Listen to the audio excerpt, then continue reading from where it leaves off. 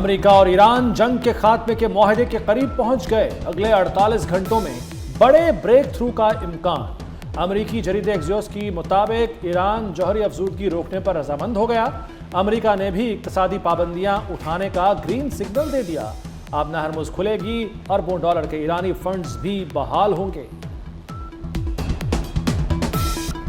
امریکہ اور ایران کے مذاکرات حساس مرحلے میں داخل ہو گئے۔ ترجمان ایرانی وزارت خارجہ اسماعیل بقائی کی تصدیق، کہا تہران میں امریکی تجاویز پر غور کیا جا رہا ہے۔ پاکستان کو اپنے موقف سے آگاہ کریں گے، ایران کبھی کسی کے سامنے نہیں جھکے گا۔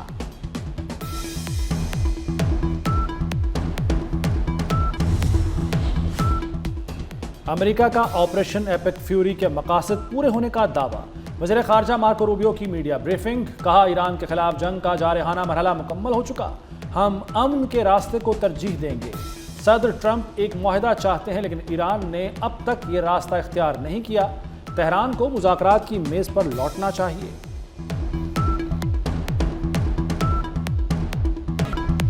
ایران نے معاہدہ نہ کیا تو بڑے حملے کریں گے، حملے پہلے سے زیادہ شدید ہوں گے۔ امریکی صدر ٹرمپ کی ایران کو پھر دھمکی، کہا تہران نے معاہدہ کیا تو آپریشن ایپک فیوری ختم کر دیں گے۔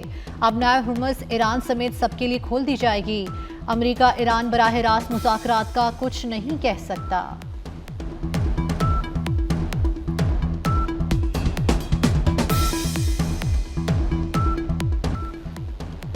وزیر اعظم شہباز شریف خطے میں جلد دیرپا امن کے لیے پرامید، امن فیلڈ مارشل عاصم منیر کی کوششوں کا نتیجہ قرار دے دیا۔ وزیر اعظم کا بین الاقوامی پیغام اسلام کا کانفرنس سے خطاب، کہا فریقین کے درمیان بات چیت دیرپا امن میں تبدیل ہوگی، امن ہوگا اور مزید جانیں ضائع نہیں ہوں گی۔ امریکی اور ایرانی قیادت ہماری دعوت پر اسلام آباد آئی۔ 1979 کے بعد پہلی بار ایران اور امریکہ ساتھ بیٹھے۔ سعودی ولی عہد نے امن بات چیت میں کردار ادا کیا۔ امریکی صدر ڈونلڈ ٹرمپ کا پروجیکٹ فریڈم روکنے کا اعلان۔ ڈونلڈ ٹرمپ نے کہا پروجیکٹ فریڈم پاکستان سمیت دیگر ملکوں کی درخواست پر روکا، دیکھیں گے حتمی معاہدہ ہو سکتا ہے یا نہیں۔ ابنائے ہرمز میں ایران کی ناکہ بندی پوری قوت کے ساتھ جاری رہے گی۔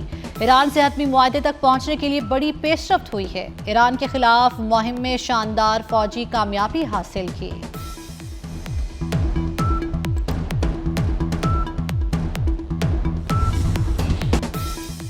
وزیر اعظم شہباز شریف کا امریکی صدر ڈونلڈ ٹرمپ سے اظہار تشکر۔ امریکی صدر کا اقدام خطے میں امن کے لیے مثبت پیش رفت قرار دیا، کہا ڈونلڈ ٹرمپ نے جرأت مندانہ قیادت کا مظاہرہ کیا۔ صدر ٹرمپ نے بروقت پروجیکٹ فریڈم روکا، پاکستان سمیت دیگر ملکوں کی درخواست پر مثبت رد عمل دیا۔ امید ہے یہ پیش رفت معاہدے کی راہ ہموار کرے گی۔ پاکستان امن کے لیے کردار ادا کر رہا ہے۔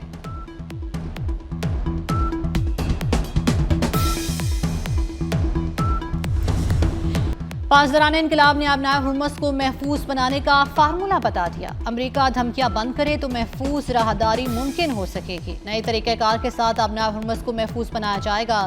ایرانی ضوابط کا احترام کرنے پر بحری جہازوں کے کپتانوں سے اظہار تشکر۔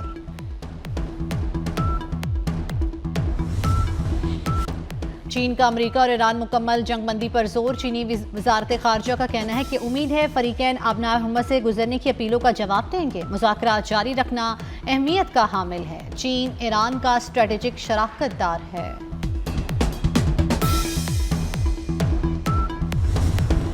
چینی وزیر خارجہ کی ایرانی ہم منصب عباس عراقچی سے ملاقات۔ چین نے ایران کے خلاف جنگ کو ناجائز قرار دے دیا۔ عباس عراقچی نے کہا ایران منصفانہ اور جامع معاہدہ ہی قبول کرے گا۔ ایرانی وزیر خارجہ کی سعودی ہم منصب سے ٹیلی فونک گفتگو۔ سعودی وزیر خارجہ نے کشیدگی میں کمی، سفارتکاری اور علاقائی تعاون پر زور دیا۔ سعودی وزیر خارجہ کا حالیہ فوجی کشیدگی پر اظہار تشویش۔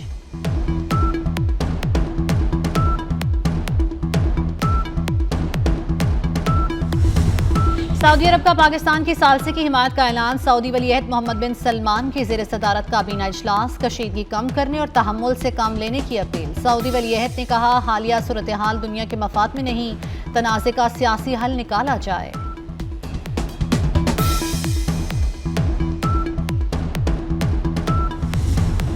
ہم مسلمان تو پہلے ہی خدا کے سامنے سر جھکا چکے، اب کوئی اور ہمیں جھکا نہیں سکتا۔ ایرانی صدر مسعود پزشکیان کی عراقی وزیر اعظم کے ساتھ بات چیت، کہا امریکی حکام دھمکیاں دینا بند کریں۔ امریکہ ایران معاہدے کا امکان، عالمی مارکیٹ میں تیل سستا، اسٹاک مارکیٹوں میں تیزی۔ امریکی خام تیل 7.5% کمی کے بعد $93 فی بیرل پر آ گیا۔ برنٹ کروڈ آئل 6.8% کمی سے $102.40 فی بیرل پر ٹریڈ ہوا۔ اماراتی مربن آئل کی قیمت میں 6.75% کمی، $98.82 فی بیرل پر آ گیا۔ لیفٹیننٹ کرنل خالد حسین شہید کی نماز جنازہ چکلالہ گیریزن راولپنڈی میں ادا کی گئی۔ نماز جنازہ میں وزیر اعظم شہباز شریف، فیلڈ مارشل سید عاصم منیر، وزیر داخلہ محسن نقوی اور وزیر اطلاعات عطا طاہر کی شرکت۔ لیفٹیننٹ کرنل خالد حسین نے بلوچستان میں آپریشن کے دوران جام شہادت نوش کیا۔ وزیر اعظم شہباز شریف کا دہشت گردی کے خاتمے کا عزم۔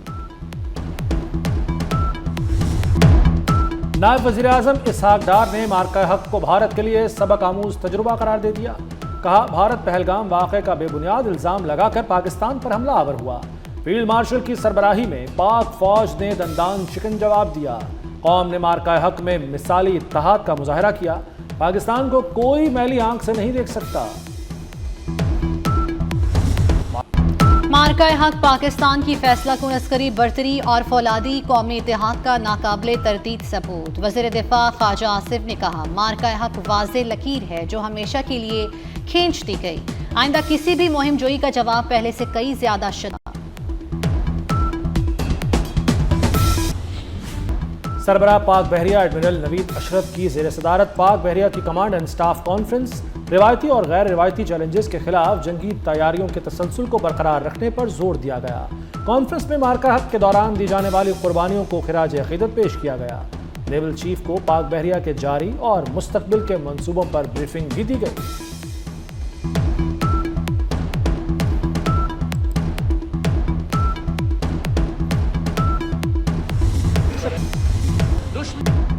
مارکہ حق میں تاریخی فتح، پنجاب حکومت کا بھرپور جشن منانے کا اعلان۔ وزیر اطلاعات عظمہ بخاری کہتی ہیں کہ 8، 9 اور 10 مئی کو تقریبات ہوں گی۔ 8 اور 9 مئی کو لاہور کے لبرٹی گول چکر پر بڑا کانسرٹ ہوگا۔ 10 مئی کو وزیر اعلیٰ پنجاب مریم نواز شاندار تقریب میں شرکت کریں گی۔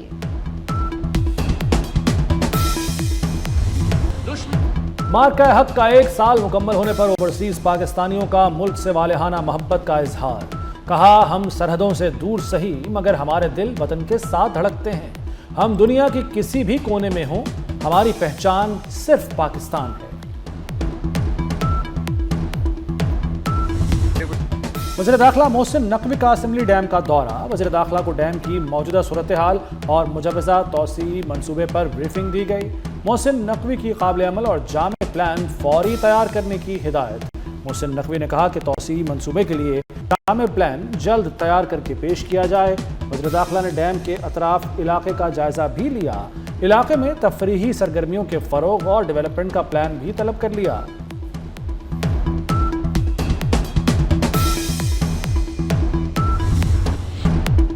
مشکل حالات کے باوجود معیشت درست سمت میں گامزن ہے۔ معاشی ترقی میں نجی شعبے کی شمولیت اولین ترجیح ہے۔ ہمارا فوکس کرنٹ اکاؤنٹ پر ہے۔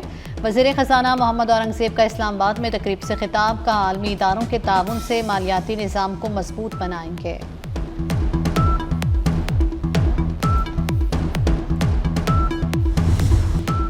وزیر اعلیٰ مریم نواز سے ارکان اسمبلی کی ملاقات۔ ارکان نے پنجاب میں ڈیولپمنٹ بیوٹیفیکیشن منصوبوں کو سراہا۔